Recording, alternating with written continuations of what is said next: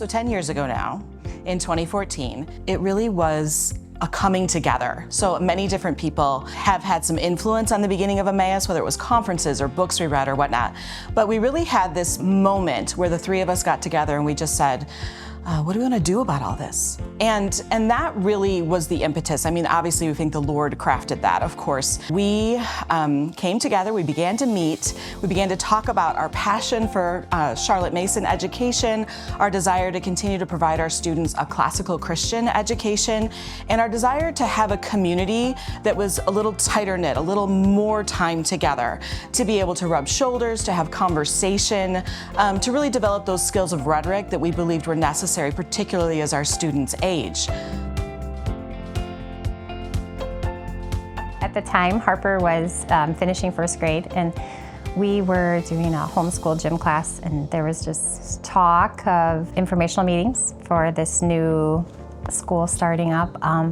When we went to the informational meeting, and just everything that Amy and Michelle and Sarah talked about just really aligned with, I felt like, our beliefs and our goals, and so we talked about it and we're like, we're in. I mean, I'm a big fan of language and the arts, and to hear our kids articulate points and logic and be able to identify things they see, like in culture, in society, and you know, every now and then I'll catch them pointing out a fallacy, something that leads me to believe, and I'm very confident that they're picking up on so much of what they're learning. But sort of that next step, as you know, is the application of it, right? I'd rather be able to invest in the lives of my kids than, you know, working outside of the home full time. It really was just the right staff, and then a location, and then families, and before we knew it, we had the beginnings of something, and that was exciting to see, and we were still very much in that formulation stage. We were developing, what's our name going to be? What is our mission? How are we really going to state our mission? How is that going to look in the day in and day out scheduling of what we're going to do and what we're going to afford students? Obviously, the name Emmaus Academy was a really pivotal moment for us as we considered just that story of Emmaus, that biblical story, and the fact that we wanted this to both be a journey, a path, an experience, but also a destination, that we could clearly articulate where we believed that we wanted to end up, or that we wanted our students and families to end up even beyond Emmaus Academy. Good. So I was definitely that person that said I would never homeschool. My husband and I both grew up in the public school. It's all I ever knew. It's all my kids ever knew. They had been in public school. I was working part-time and just sort of saw a different future. I thought my kids would graduate from public school. And in 2020, like so many families, our lives changed and they were brought home. And in that season, I realized how much, first of all, I loved having them at home. And so we started stirring on the idea of what could this look like. But because I really came from a background of an unfamiliarity with homeschooling, I felt strongly that I couldn't do it alone. Really, that's what it came down to. And so we kind of started looking at the options, and I had known some families from Emmaus, some teachers from Emmaus, and I was just so drawn to the partnership between teacher and me, and just at home and at school, that balance. And I loved it. And I thought, man, with that help, like both with the curriculum and with the teaching and being able to have teachers that I could reach out to if I have questions about the curriculum, for the first time, we started to feel like maybe we can do this, something that I thought would always be impossible. Spiritually, my family's grown. You know, there's teachers and administrators that are praying for them, that care about their spiritual journey.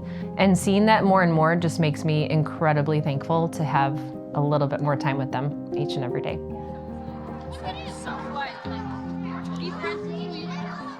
It's so exciting even 10 years later to recognize that our mission hasn't changed, that we still, at our core, Emmaus Academy exists to walk with families. We're pursuing truth, goodness, and beauty. Well, that's the person of Jesus Christ. And then we're doing that on the path from wonder to wisdom. So all of those things still hold true for us today. So I think that's the excitement in being able to look back, is to be able to see that, to go from our early beginnings of, right around 55, 60 students to now having 144 students that are meeting with us 2 days a week. It's the Lord's kindness is what it is. I believe that 100%, that He draws people to us. He crafts this community. He's the foundation of it, and that's why we can even build a community, because we stand on that bedrock. We stand on that foundation of who He is. Initially, what drew us to Emmaus was the partnership. We desperately needed help. We had just given birth to number 5, so we had 5 kids in our home, 7 years old or younger. We had been homeschooling solo the whole time, so kindergarten and first grade, and just really needed some support. And we found that in Emmaus, which was wonderful.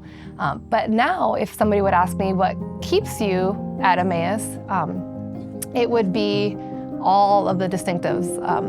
We love that everything is driven and pointed to Christ. We love the classical element of it, and Emmaus comes right beside us and points them to Jesus in curriculum, through the leadership, through the teachers.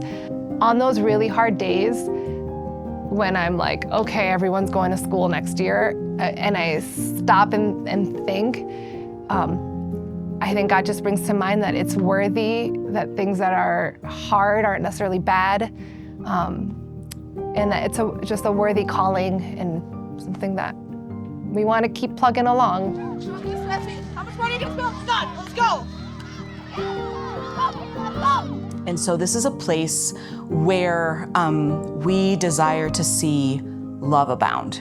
We desire to glorify God in everything that we do.